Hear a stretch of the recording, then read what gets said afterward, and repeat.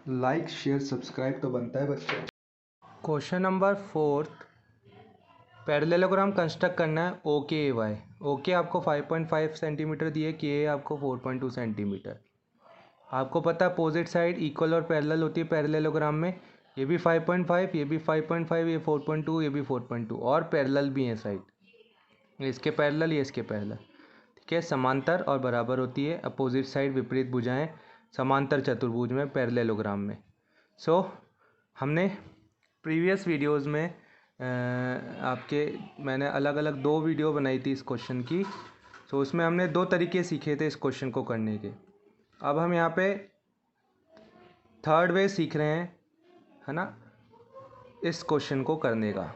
इसको किस तरह से कर सकते हैं हम। इस क्वेश्चन में क्या करेंगे, हमें 4 पैरामीटर ही गिवन है ओनली, तो एंगल हम हमारी चॉइस का लेके चलेंगे। Okay, let's draw. अपनी चॉइस का एंगल ले लेते हैं। अब अपनी चॉइस का लेने का मतलब ये है, आपको एंगल की प्रॉपर्टी पता होना चाहिए सबसे पहले तो। ओके, इसकी एंगल की प्रॉपर्टी होती है बच्चों, अपोजिट एंगल आर इक्वल और adjacent angle supplementary. Opposite angle equal होते हैं, ठीक है, ये इसके इक्वल होगा, ये एंगल इसके इक्वल होगा, और ये जो एडजेसेंट एंगल है दिस वन, है ना, ये इन दोनों का सम 180 डिग्री होगा। तो हम इस अकॉर्डिंगली, है ना, इसके एंगल लेके चलेंगे। देखो, अगर मैं बात करूँ, 2 एंगल सप्लीमेंट्री है बच्चों, इनका सम कितना है 180 डिग्री। तो 180 डिग्री है, तो मुझे एक एंगल कम से कम 1 डिग्री का तो लेके चलना ही पड़ेगा, है ना, क्योंकि देखो 1 + 179 एडजेसेंट एंगल की बात कर रहा हूँ मैं, आसन्न कोणों की, है ना। तो ये देखिए, एक एंगल अगर मैं 1 डिग्री का लेता हूँ तो दूसरा 179 डिग्री का होगा। बट मैं अपनी चॉइस का एंगल ले रहा हूँ, मैं ले रहा हूँ 60, तो दूसरा एंगल कितना हो जाएगा 120 का। 180 - 60 कितना होता है 120। तो मैं अपनी चॉइस के एंगल लेके चल रहा हूँ। मैं एंगल ओ अपनी चॉइस का ले रहा हूँ 60 डिग्री। तो ये वाला जो एंगल है सप्लीमेंट्री है ना, ये दोनों आपस में, this one and this one are supplementary, क्योंकि ये एडजेसेंट एंगल है, ठीक है। ये इंटीरियर एंगल है ना, क्योंकि 2 पैरेलल साइड्स हैं, तो ये दोनों एंगल कैसे हो जाएंगे इंटीरियर।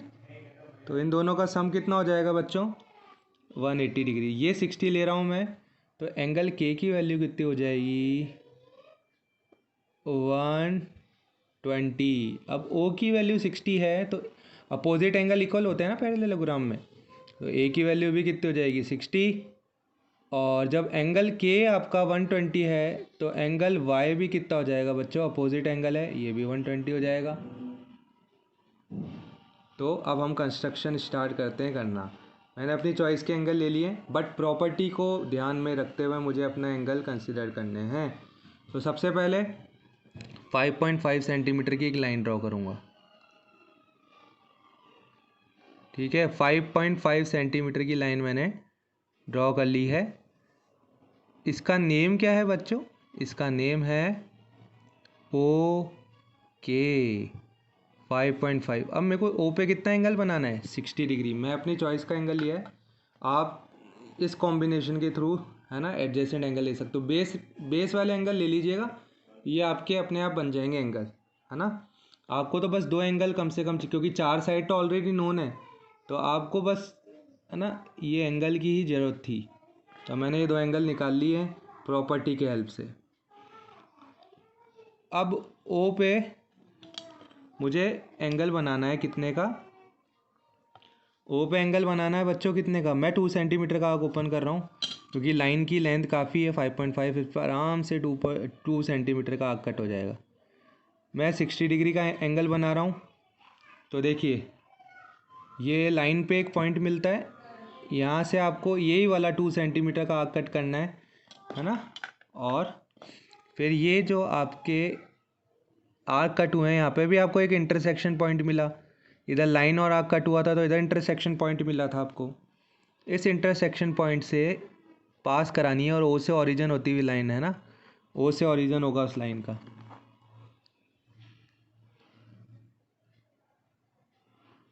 ये लीजिए, है ना, ऐसे ही अब मुझे के पे एक एंगल बनाना है कितने डिग्री का 120 का। तो ये लिखा है मैंने कि ए पे नीडल 2 सेंटीमीटर का आर्क के ओपन रहने दिया मैंने, और ये आर्क कट करा। और अब की से जो आपको इंटरसेक्शन पॉइंट मिला है वो बेस लाइन और इधर थी तो इधर मिलेगा आपको। तो अब इस पॉइंट से आपको सेम ये 2 सेंटीमीटर वाला आर्क कट करना है। एंगल की वीडियो का डिस्क्रिप्शन आपको लिंक में दे दिया जाएगा बच्चों, ठीक है। ये थोड़ा सा अब सही कटा है, ठीक है। यहाँ इंटरसेक्शन पॉइंट मिला, ये 60 डिग्री बन चुका है। अब सेम 2 सेंटीमीटर का आर्क 60 वाले है ना, इससे कट किया आपने। यह आपको 120 का आर्क, ठीक है। अब आप क्या करेंगे बच्चों, इस वाले इंटरसेक्शन पॉइंट से भी आपको एक लाइन पास करनी है जिसका ओरिजिन के से होगा। अब आपको 4.2 सेंटीमीटर का आर्क कट करना है। ओपन करते हैं और कट करते हैं। ये 4.2 का आर्क ओपन कर लिया है। ओ से भी 4.2 का आर्क कट करना है,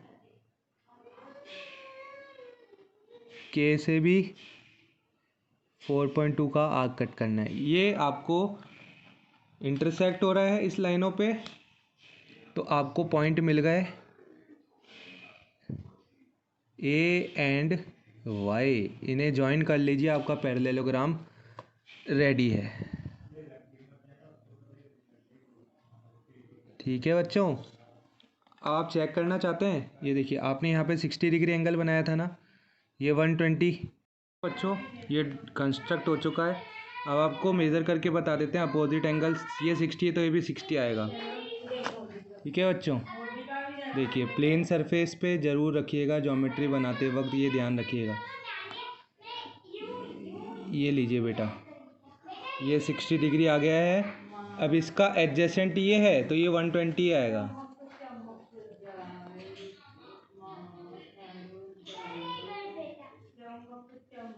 ये लीजिए बेटा 120 डिग्री। ओके ये देखिए जीरो यहाँ से स्टार्ट हो रहा है, यहाँ से काउंटिंग स्टार्ट करेंगे। बेस लाइन जहाँ होती है ना वहाँ से जीरो रीड करते हैं।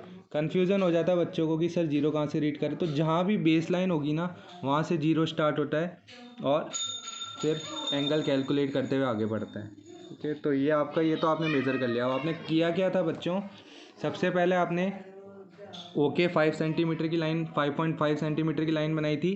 देन आपने अपनी चॉइस के 2 सप्लीमेंट्री एंगल लिए, ठीक है। ये 2 सप्लीमेंट्री एंगल मैंने 60 और 120 लिया। आप चाहो तो किसी और मेजरमेंट, लेकिन दोनों का सम 180 होना चाहिए, 180 से ज़्यादा नहीं। और कम से कम जो आपके दोनों में से एक एंगल है वो 1 डिग्री तो होना ही होना चाहिए, ओके। सो आपने यहाँ पे 60 डिग्री का एंगल कंस्ट्रक्ट किया और यहाँ पे 120 का किया, है ना। फिर उसके बाद आपने यहाँ पे 4.2 सेंटीमीटर का आर्क कट किया और आपने यहाँ पे भी 4.2 सेंटीमीटर का आर्क कट किया। आपको 2 पॉइंट मिले वाई और ए, आपने ज्वाइन किया, आपको लाइन मिल गई आपकी इसकी अपोजिट 5.5 सेंटीमीटर। सो बच्चों अब ये तो आपने है ना अपनी चॉइस के लिए, आप चाहो तो 90 भी ले सकते हो एंगल। क्यों?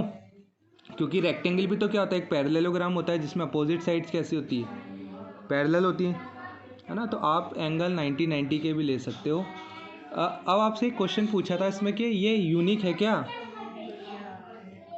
देखो इसने हमसे क्वेश्चन पूछा था इज़ इट यूनिक, क्या ये यूनिक है, तो नो नॉट, है ना, इट इज़ नॉट यूनिक। क्यों यूनिक नहीं है बेटा, क्यों ये अलग से नहीं है, हटके नहीं है, क्यों?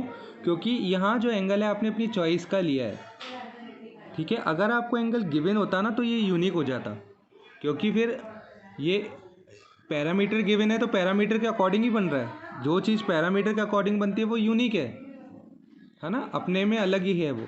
लेकिन यहाँ तो हम अपनी चॉइस के एंगल ले रहे हैं। मैंने जैसे अब आपको बोला कि आप कोई से भी 2 सप्लीमेंट्री एंगल ले सकते हो, है ना, जिनका सम आपका 180 हो। जैसे 1 डिग्री और 179 भी ले सकते थे, 2 डिग्री 178 भी ले सकते थे, 90 भी ले सकते हो। आप अपनी चॉइस के एंगल ले रहे हैं यहाँ पे, तो ये यूनिक नहीं है, ये तो अलग अलग तरीके से बन रहा है। तो एंड में बस आपको इतना सा लिखना है।